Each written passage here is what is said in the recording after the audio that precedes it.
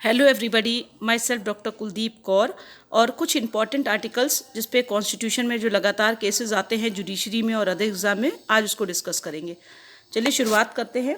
How many articles are there in the Indian constitution? भारतीय संविधान में कुल कितने अनुच्छेद हैं? तो आंसर है 444। याद रखेंगे, 444। Next question, in which article of the Indian Constitution it is written that India will be a union of state? भारतीय संविधान के किस अनुच्छेद में लिखा है कि भारत राज्यों का एक संघ होगा? तो आर्टिकल किस में लिखा है? आर्टिकल 1।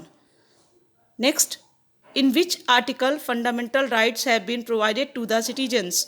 किस अनुच्छेद में नागरिकों को मौलिक अधिकार प्रदान किए गए हैं? तो आर्टिकल 12 to 35। नेक्स्ट क्वेश्चन याद रखेंगे, in which article there is a provision related to citizenship? किस अनुच्छेद में नागरिकता संबंधी प्रावधान है? तो आर्टिकल 5 to 11। नेक्स्ट क्वेश्चन, नौकरी तथा शैक्षिक संस्थाओं में समाज के कमजोर वर्गों के लिए आरक्षण उपलब्ध कराने के लिए केंद्र सरकार को कौन सा अनुच्छेद अधिकार प्रदान करता है? तो आर्टिकल 16।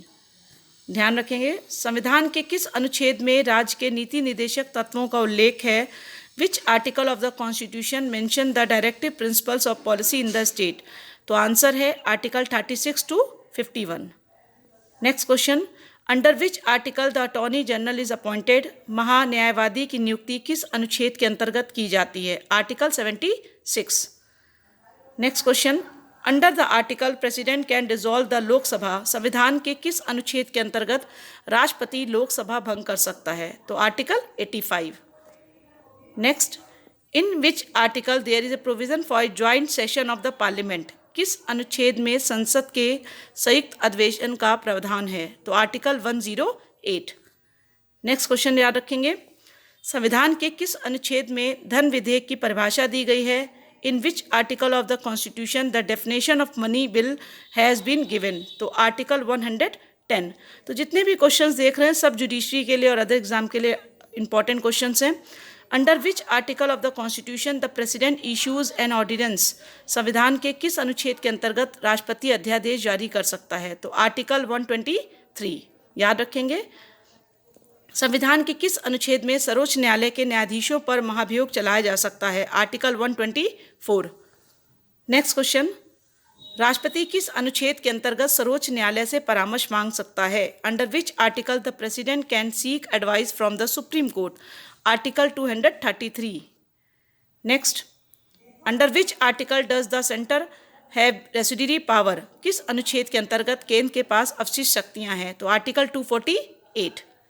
नेक्स्ट क्वेश्चन याद रखेंगे, किस अनुच्छेद में अंतर्राष्ट्रीय समझौते लागू करने के लिए शक्ति प्रदान की गई है? Article 253।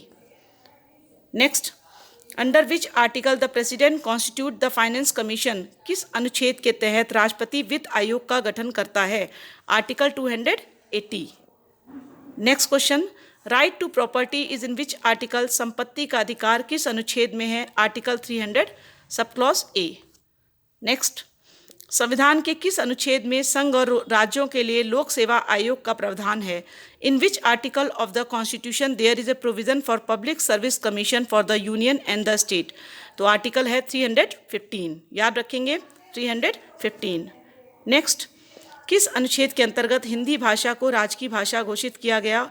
Under which article Hindi language has been declare as the official language? तो आर्टिकल 343 सब क्लॉज 1।